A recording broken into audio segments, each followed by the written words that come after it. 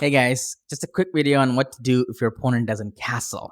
So here, white is 3 moves away from castling. How do we take advantage of this? So I have 2 tips for you. Make tempo moves, so attack every move you can. And also, number 2, open the center, okay? So let's see if you guys can guess the move from now on. I played knight c6 here. Simple tempo move, right? Developing my knight and attacking their bishop. My opponent played this, and here, I'm really happy with this next move that I played. He's 3 moves away from castling, right? So that's a long time. Before he does that, we should try to open as many lines and diagonals as we can. I want to play d5 here, but I can't play it because he's just going to take it, right? So I decided to prepare it. e6.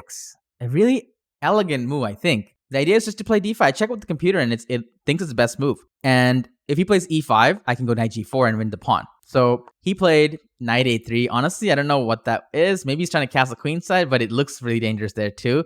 And it's not a good idea to put your knights on the side like this, but I guess he couldn't go here. Now I finished my plan. I played d5, attacking the center. So if he takes or something, this is really, really bad. Because, for example, here's a line. Takes, takes, takes. I'm not even going to take the pawn back. I'm just going to check, even like this. So look at what happens when your king's in the middle. It is susceptible to all kinds of tactics. That's why we open the center, right? Clear the pawns up. So my opponent played bishop d3. It's actually a mistake because I just took the pawn here. And I think he was intending to take the pawn, but he changed his mind because if he takes it now, it's a huge mistake. I'll take it.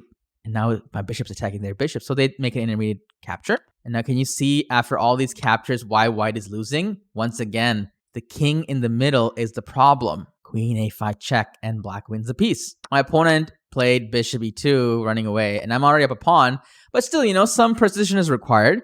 He's going to try to play maybe knight h3 and castle. Rook d1 is coming. So again, if they can't castle or they're far from castling, try to make every move an attack and go into their position. So I did that. I played knight d4, attacking their queen and improving my knight.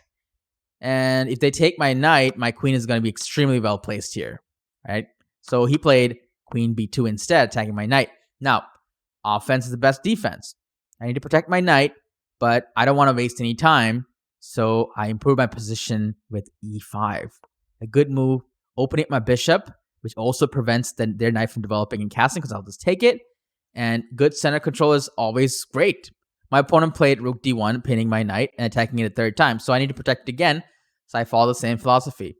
How can I protect my knight and improve my position?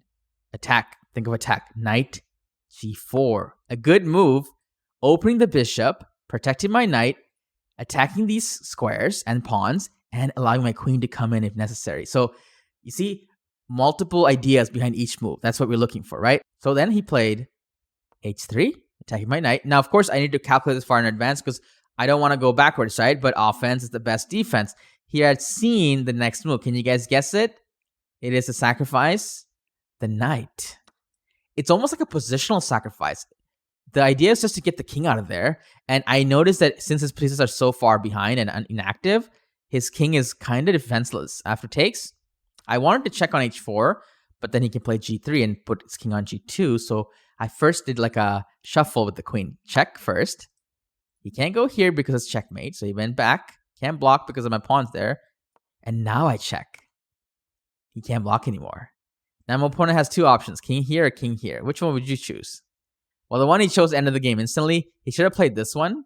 And I was intending to either check him and improve my queen position with another queen shuffle. And then probably goes back and now my knight can go here. Threatening checkmate.